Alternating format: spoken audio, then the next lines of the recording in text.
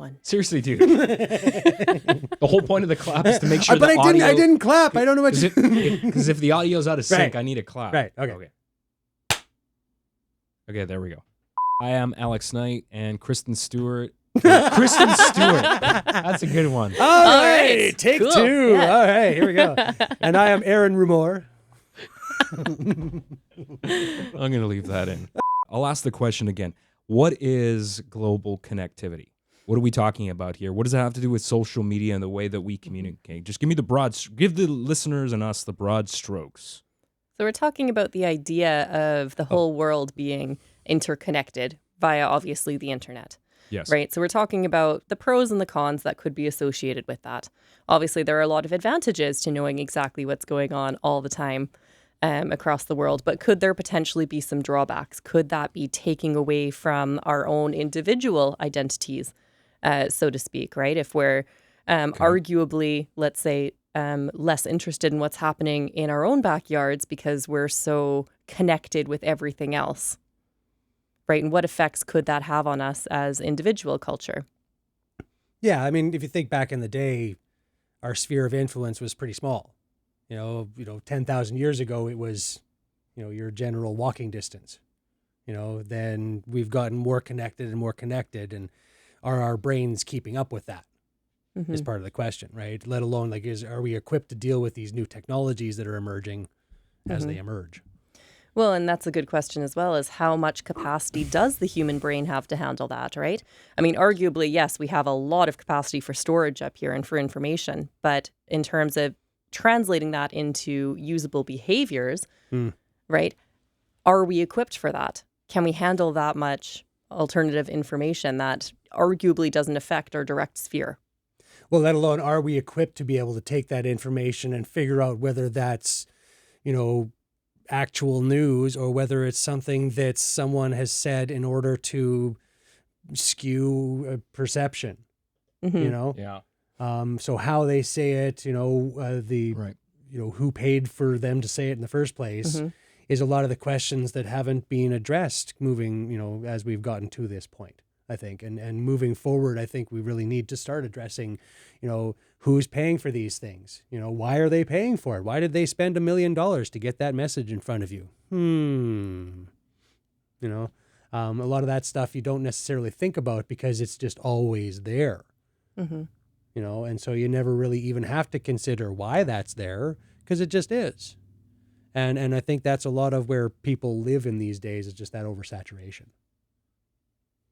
Yeah, there is a lot of oversaturation, and I don't think we're as individuals, we're not actively aware of what's actually going on. We're just kind of, when you're scrolling through a news feed, you're not really thinking about the impact of that, everything that you're seeing from not just, and I'm not talking about just what's in your circle of friends, but you're seeing targeted advertising, right?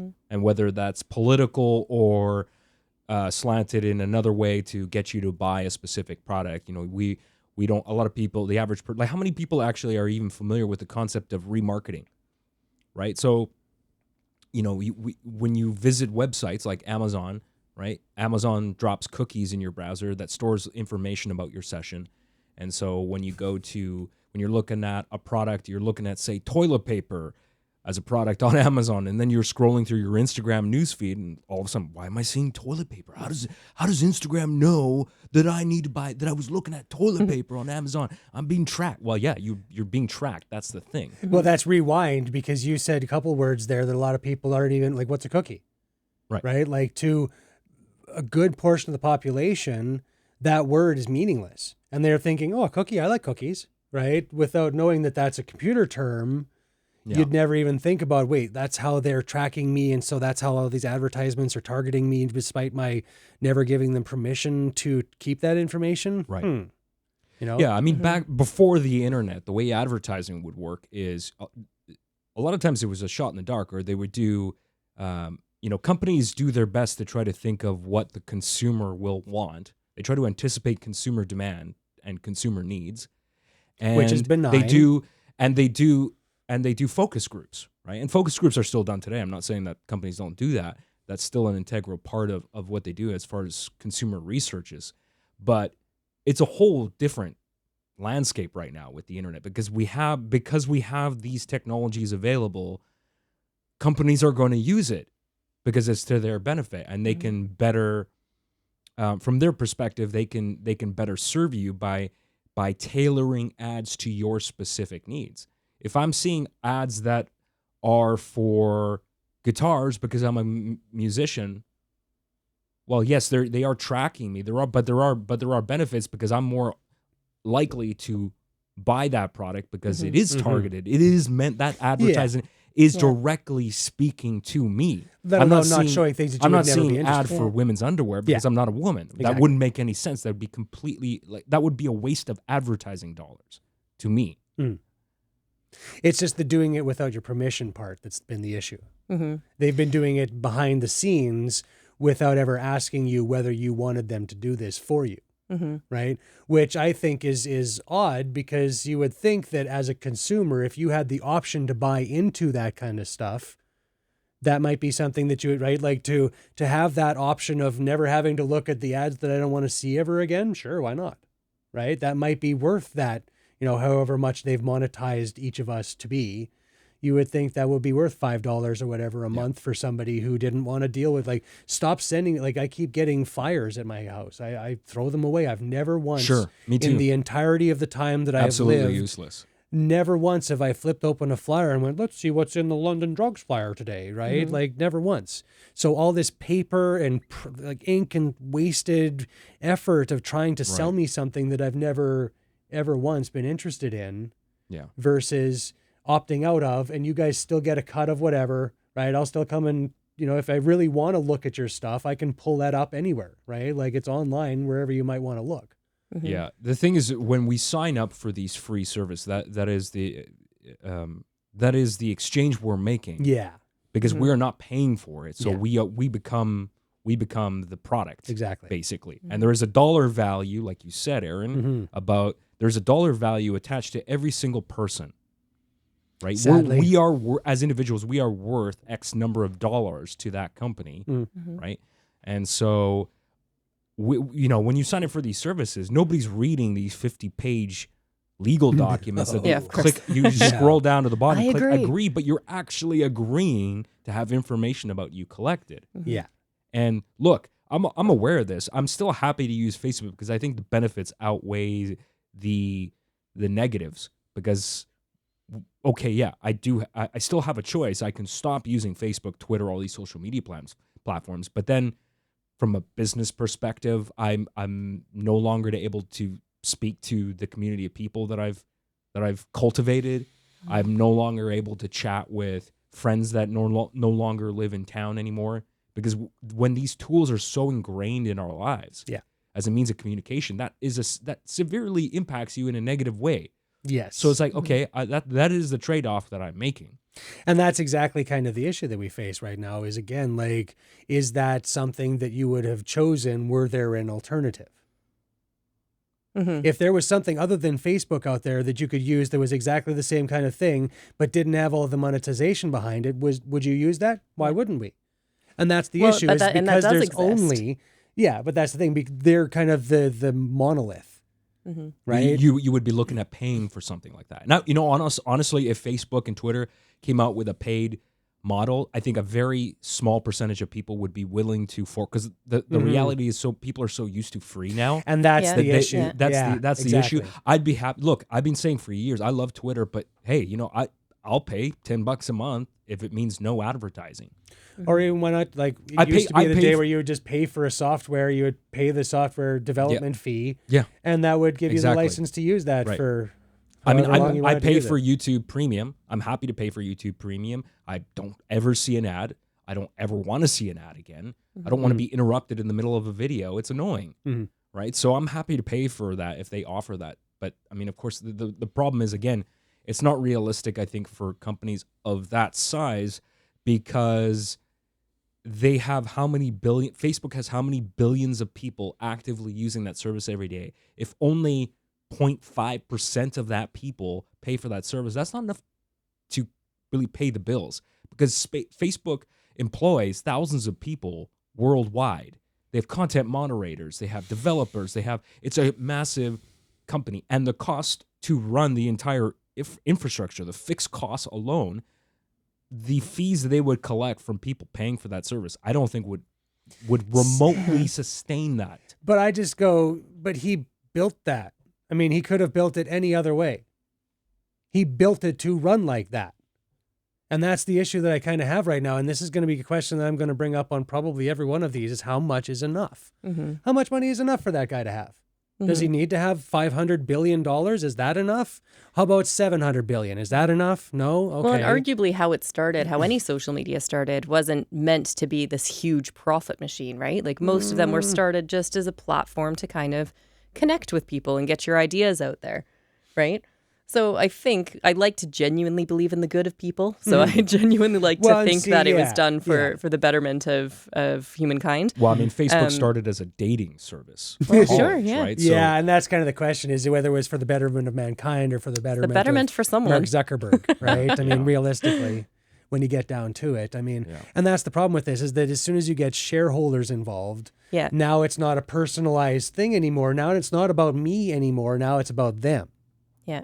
And as soon as you get money involved in the equation is where it gets dicey, hey? And that's kind of is part of the issue, again, is how much is enough, right? At what point do we say, okay, we're connected enough, right? Like, I like to go on what I call the brain cycle theory of brain management, where... what now? The brain cycle theory of brain management. So think of like everybody gets a certain number of brain cycles during the day. You get to think about so many things before you don't have any more brain ability to be able to think about stuff, correct?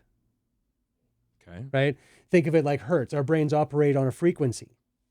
Okay? So if your brain is operating at 1 million hertz, you get 1 million cycles of things to think about, correct?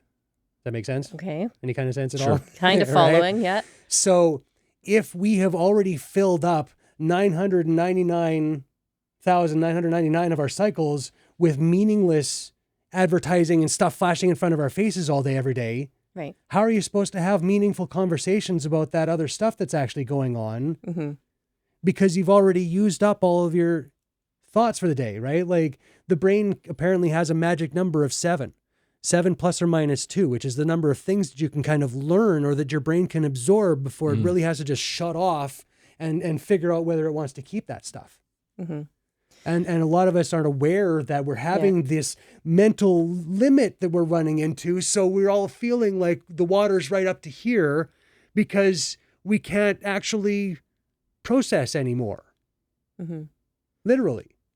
And I guess that's it, when we're bombarded constantly with, at any number of time, whether you're aware of it or not, right? Yeah. I mean, I think most people would agree, if you're looking at your phone, most people would agree, yes, I realize I'm taking in all sorts of information. But even just day-to-day life, you know, even walking down the street, the sounds that you hear, billboards, advertising coming at you from every place. So you're right, we are constantly filled up with all of this information. And how are we equipped to handle that? Right? If you can only take in so much, how do you get to pick out what is actually meaningful? Well, here's another one for you. Think about this. Every time you change tasks, your brain has to essentially reconfigure itself. True. So if you go from looking at your phone to, say, walking down the street, that's two separate things that our brains, they've shown, can't multitask. Yeah. All we're doing is just switching between tasks really quickly. Yeah. And the problem is that's very taxing on the brain. So scrolling through your feed and then switching to a different, if you're going from Instagram to Facebook, that reconfigures your brain. Mm-hmm. And so again, that's tying up cycles that you're not aware of inside your head that you now don't have for, you know, meaningful conversations with your family, actually like trying to move, you know, any of these things forward in any way because you've already burnt yourself out. Yeah. I mean, how many times have any of us being in a conversation, a one-on-one conversation, you find your mind wandering, or you find it, you're not really present in the moment. You're not really deeply listening to what that person has to say. God damn you, Aaron. Hey, podcast. Sorry.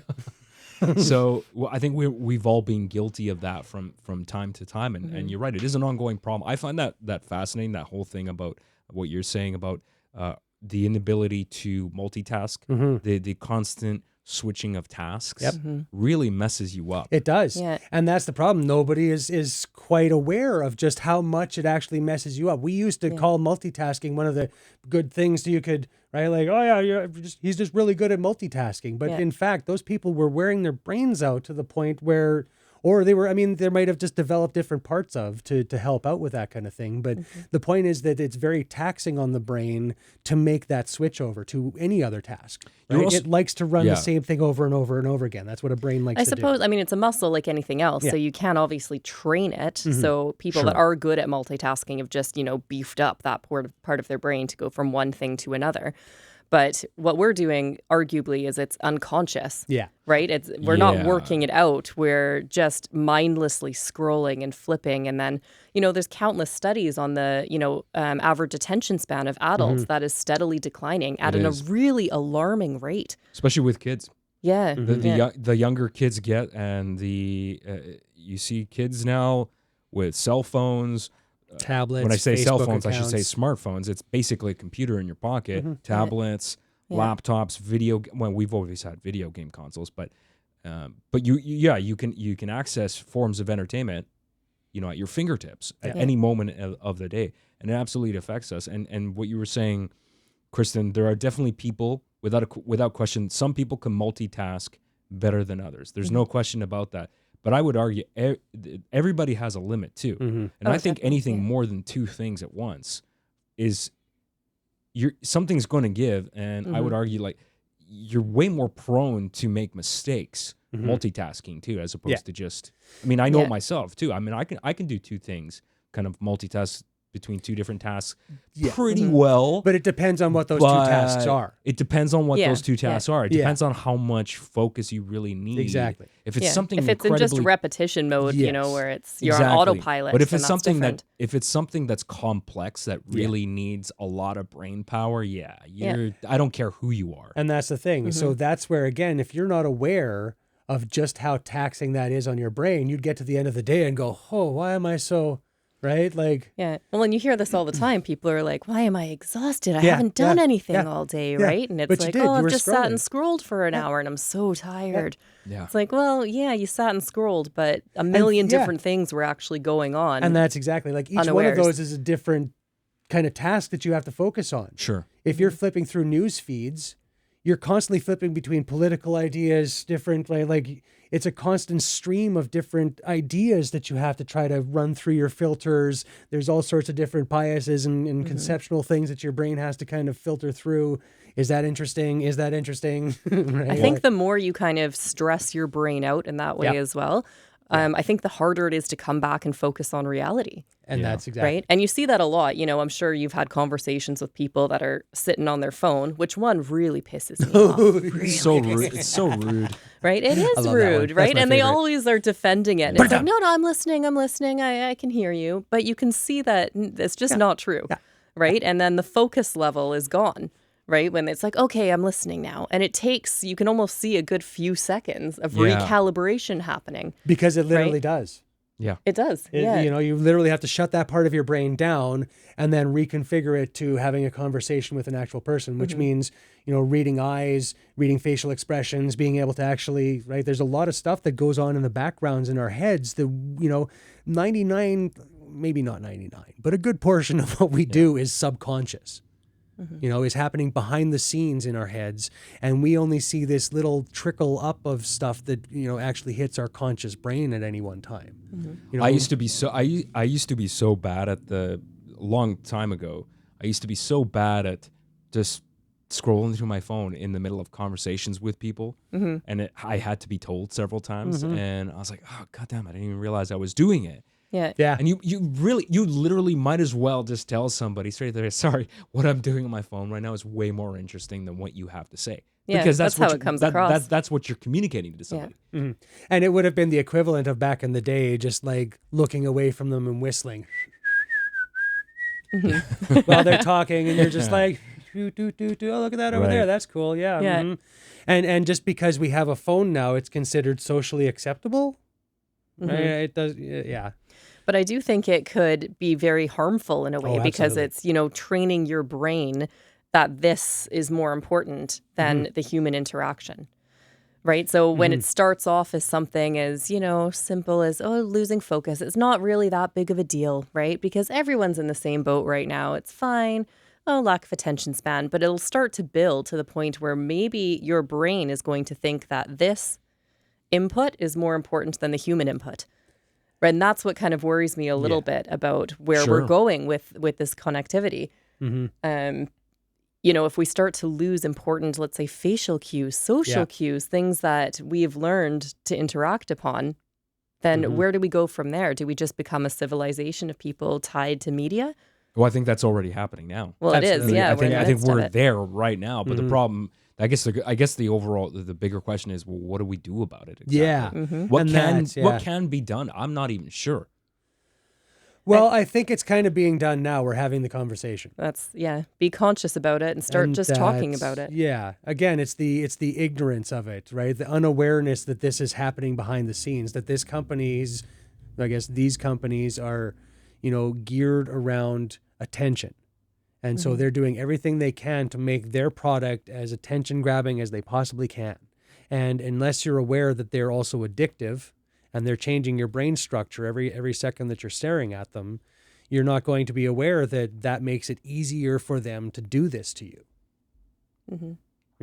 And so I think part of it is just having this awareness of how what's going on so that we can hopefully try to combat it. And again, have these conversations moving forward of, does this help us? How do we kind of find that line of where's enough? Is 2 hours of screen time enough for a human brain?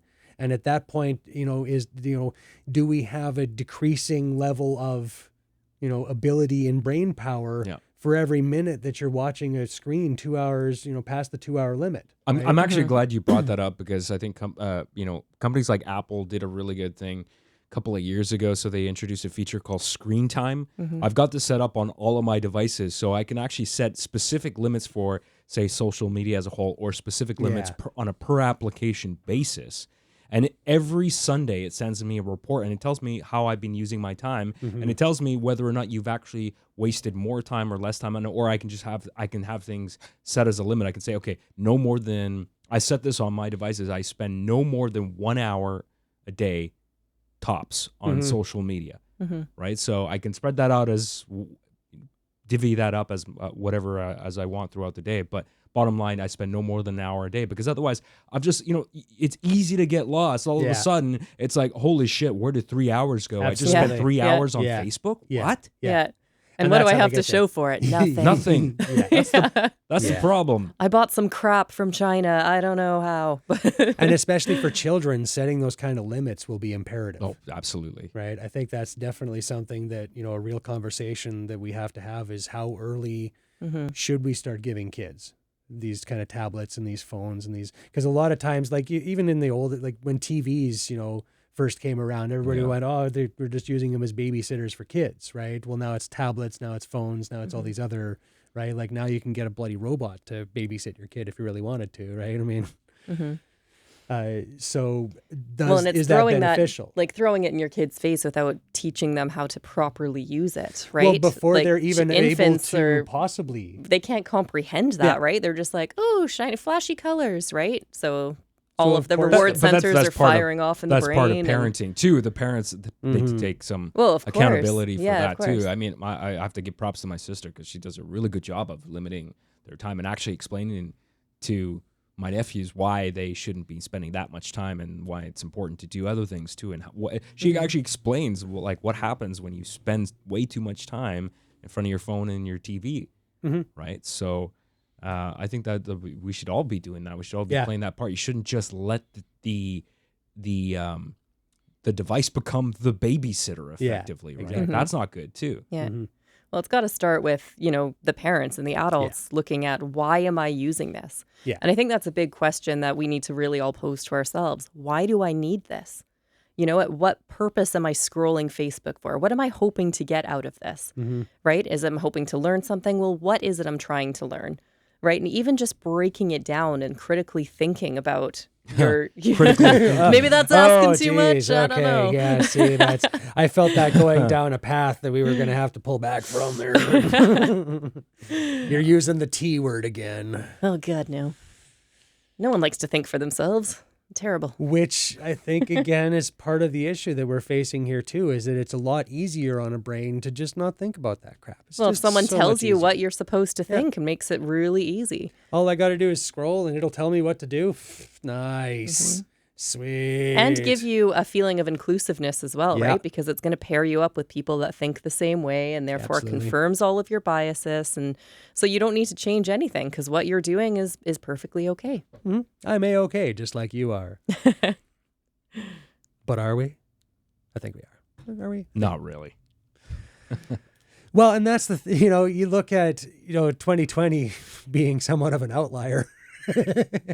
We really still live in the best times that ever have been, or, may ever be past this point. You never know, right? I mean, but We've come so far, right? Just the idea that we're walking around Yeah. in our pocket, we have a computer that has, 20 times the processing capability of the computers we grew up with, right? That's insane. in my lifetime, we've gone from using literal punch cards, pieces of paper with things cut out of them to tell a computer what to do, to now holding the entirety of human knowledge in my hands at any point. And that's absolutely mind-blowingly, amazing that we can get to these, and just the potential for where we can go from here is amazing. But we need to have these conversations before we let stuff get off the rails. Human civilization has a tendency to say, yeah, we got this.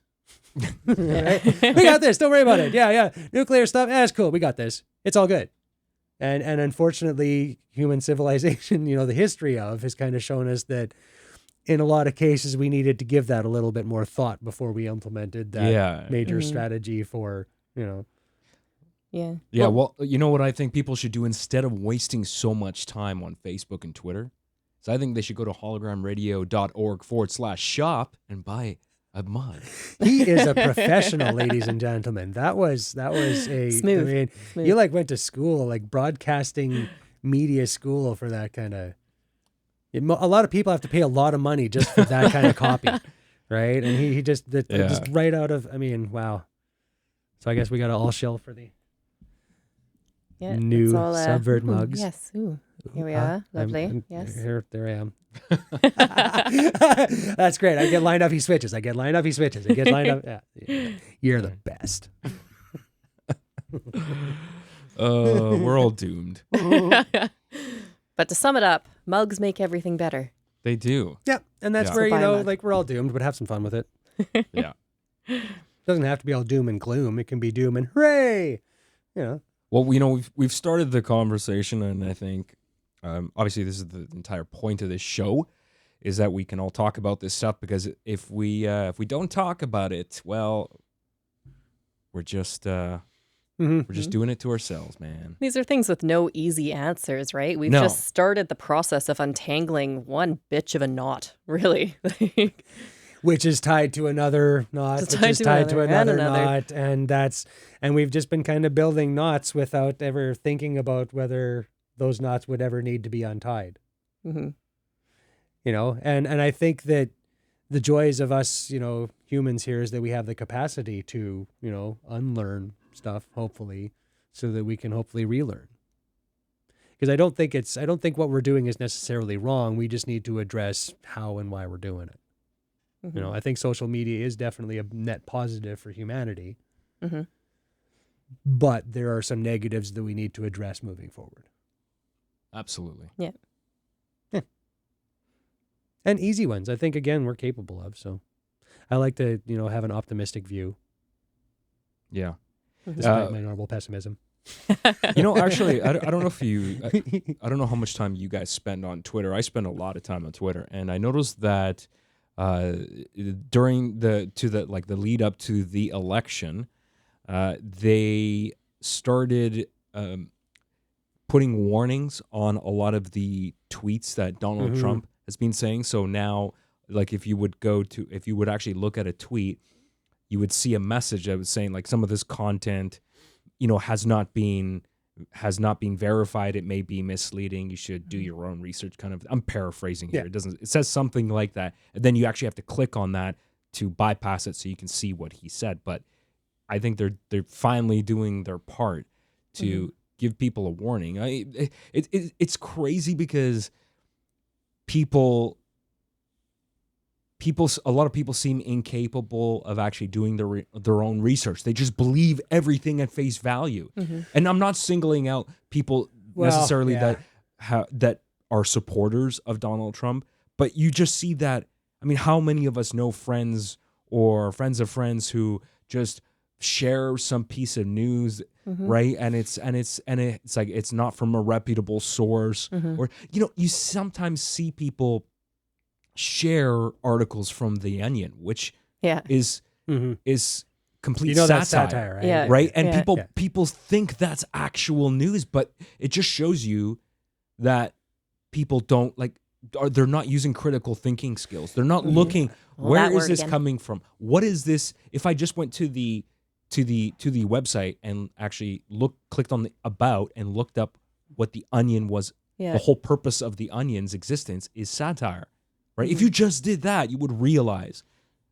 But people don't do that. I think it's a fairly new concept, though, right? Because people are still, and maybe we're hardwired to believe the news. Yes. Right? Because it used to be, where did we get our news before the internet? Well, you got your local paper, and you talked to your neighbors and your friends, and that's how you gathered your information. And there was no reason to think that this paper was lying to you. Right. Because hardworking journalists had gone and done all of that digging and found the evidence for you. It's still true. It's a problem because if you don't trust a traditionally reputable journalistic or if you don't trust a newspaper that traditionally has a good history, then everything gets thrown out the window. What do you believe anymore at that point? And that's where this kind of feeds into a couple of biases in the brain, right? There's the one where our brains like to believe the first piece of information we receive about something, whether it's true or not. And then the problem is that if someone who is perchance a known liar throws out something that is an obvious lie, the problem is that if it's the first time you've heard about that information, you now have to disprove that lie. And so the problem is that unless you have received that information wrapped in a certain amount of, oh, by the way, right, this coming at you right now might be untruthful, our brains are biased to receive that information as true, especially if it's from a source that you normally respect, right? Despite all reason and experience, right? And so again, it becomes really hard to disprove that information. Now you have to basically do a lot of effort in order to get around that information. And so that's, I think, where we're having this information or this problem now, where that, and they've also shown that on Twitter and a lot of these social media places, that information travels farther and has a much broader reach than actual scientific fact. Well, I know a lot of people that don't look for information anywhere apart from social media. Yeah. And that's where they receive their news. Yeah. Which is shocking. Absolutely. But it's also, it's convenient, right? And that's why this thing is so successful. And if you're, again, not aware that is serving you information that is trying to make you angry, upset, which makes you more likely to post on their website, more likely to engage with their information. The more angry you are, the more likely you are to throw out that, right? Which then generates more stuff for them. Yeah. Right? Well, in news, like a lot of other things we've talked about, as soon as we've got money involved, this is where the problem has come, because it's all about selling papers at the end of the day, right? And this is why the kind of explosion of fake news is happening, is how do I sell more papers than the next guy? When now the media outlet is grown massively, right, because of the online platform.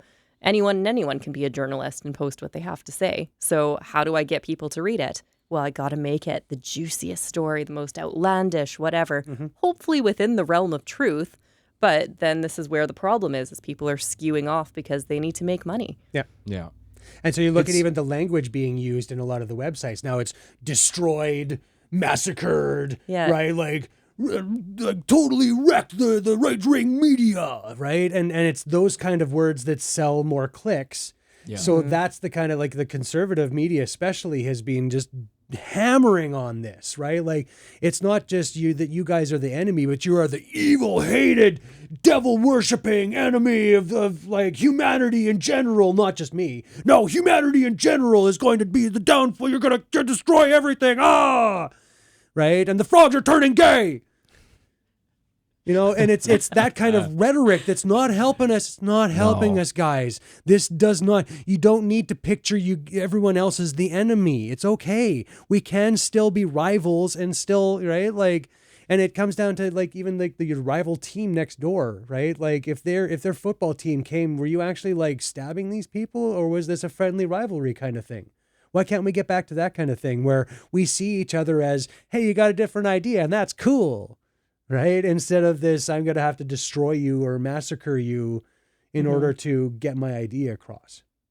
You know, I think that's where we kind of lose a lot of this, is kind of just, you know, one of us is trying to, you know, have a civil discourse about how we move these things forward, and the other's going, fuck you, man. Right? Like, I brought my gun. That makes me right.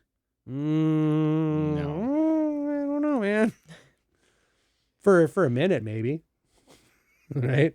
And then reality comes crashing back in and we move forward, hopefully. Yeah. But, yeah. And that's the other, you know, like these companies carry big guns. So that's been another issue here is that it hasn't been a thing before because they were making all this money for governments. I mean, I think the taxing thing is a bit of an issue for them, but anyway, right? But there was all this money coming in, so there wasn't a whole lot of incentive for them to break it up or really look at whether there was the downfall of humanity, and right, because they're making lots of money, right? So it's all cool, hey. And like you said, as soon as you get the money in, it's subverted. Aha. Oh, nice one. I know, tying it back. I didn't even do broadcast media or what's going on. Anyway, but and so that's where, again, you have this problem of how do we move out of this? How do we make meaningful changes to these platforms so that we don't have to question all the time where this is coming from, whether this is a reliable source, whether we can actually trust this information coming at us. You know, I mean, as far as I'm concerned, you should basically take everything you receive with a grain of salt, right? I like to assume that any word coming at me from someone else has their bias in it, right? Everyone tries to paint themselves in the best light they have. But even the most reputable news source is always going to they're always going to make mistakes. Yeah. People are infallible. They always do their best. Good journalists do their best to check all their sources, to try to get all the facts, put all the pieces together as much as possible. But also stories evolve over time. Yeah. Exactly. And they make corrections. Yeah. Right. And if they make a mistake, ones, they have to make a correction, right?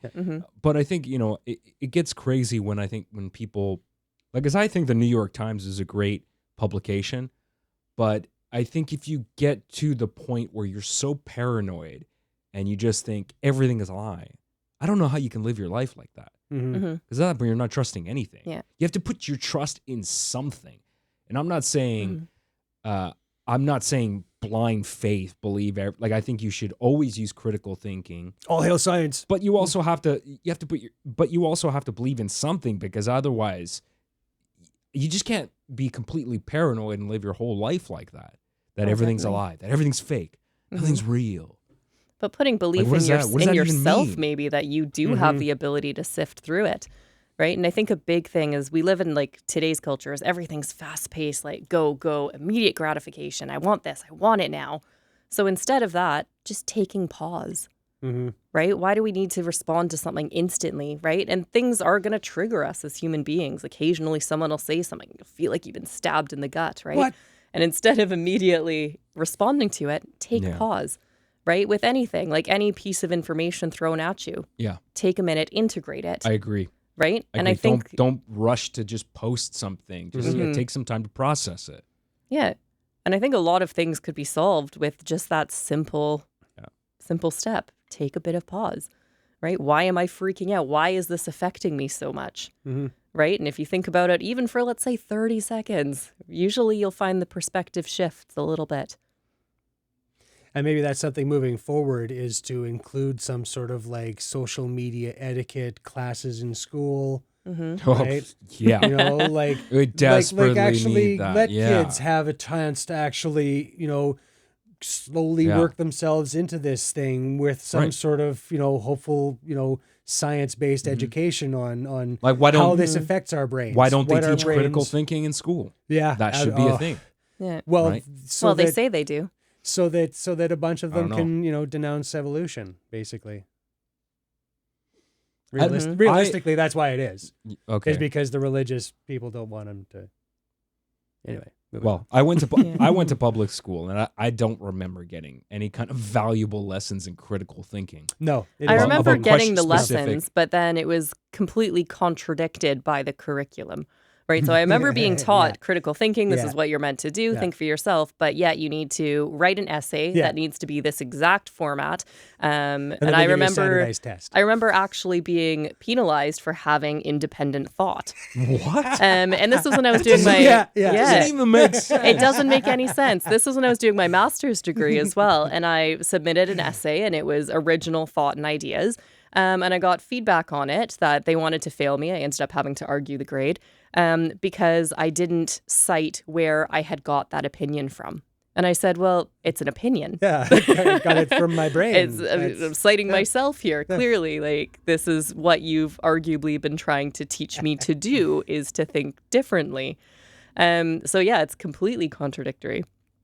So we're And taught yeah. how to do it, but then penalized for doing it. So most people just learn to maintain the status quo. And this is what gets me by. This is what will get me a degree. This is how I get by in life, is just not questioning things.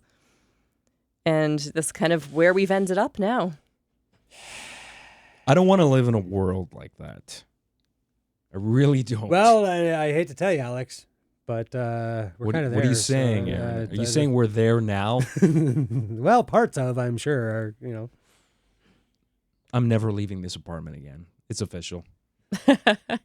Well, luckily, you happen to have a pandemic that happily feeds into that. Fortunately, we have technology that can bring everything to our doorstep now. I can have food delivered. I can have whatever I want delivered. I never need to leave again.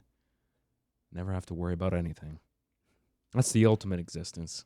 That's the ultimate ultimate connectivity, hey, where you just plug your brain into the. Hey, there you go. Plug There's a into way the to matrix. there's a way to bring it back. The ultimate connectivity. Exactly. When I think it, I want it delivered. I think that was a Right. Ronnie Chang bit on his Netflix special. Damn it! I want to hear and I Yeah, want it now. exactly, Just exactly. like this mug Exactly. that I got from hologramradio.org/shop. Got to get it into the shot though. You No, it's not in the shot. Oh, there you go. it That's is. better. Doesn't help if we can't see it. Come on. These beautiful, gorgeous mugs. Definitely worth the shekels that we ask for it. Yes. Shekels. The guineas. They were hand painted by blind monks. I think. Is that why That's what I mine's was crooked? told. Or Indeed. why Yes, they- painstakingly. And they or died why the after handle is finishing missing the off last of mine? one. Does that explain? I think that's. I got the mug of broken dreams. Right here. So, Okay. so the little speckles of blood there are because in order to show this, I must drink from the cut edge. So I do this. for Drink you. from the chalice. Indeed. Like an Indiana Jones.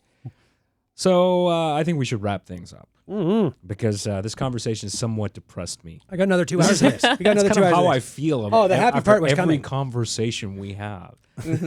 Like, I'm not sure how I feel about this topic. The subvert aiming to depress you. That's right. Yeah. Depression on a global scale. Welcome to the Depression subvert. on a global scale. I like it. I like it. Mhm. Okay. Well, any other closing arguments, closing statements? Again, I think there's hope. You know, now we're at least having the conversation. We've pulled them in front of Congress, right, to at least start to hopefully address it. I know Trump wasn't exactly big on checking it out, but Really? maybe we might actually have some, meaningful moving forward on some of these. I think so. Yeah. I think the election of 2020 was way too close for comfort this time.